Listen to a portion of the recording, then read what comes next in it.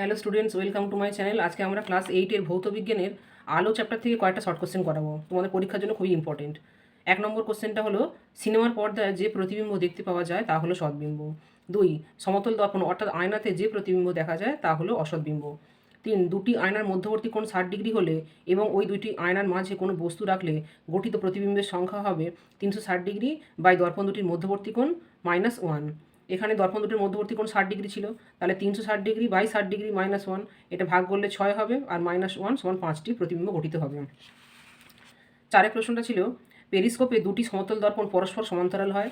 5, পেরিস্কোপে দর্পণ দুটোর কাঠের তলের সঙ্গে 45 ডিগ্রি কোণ করে অবস্থান করে। 6, আপাতন কোণের মান যদি মাধ্যম দুটি সংকট কোণের চেয়েও বড় হয় তখন অভ্যন্তরীণ পূর্ণ প্রতিফলন হয়। 7, মরুভূমির মরীচিকা অভ্যন্তরীণ পূর্ণ প্রতিফলনের একটি প্রাকৃতিক দৃষ্টান্ত।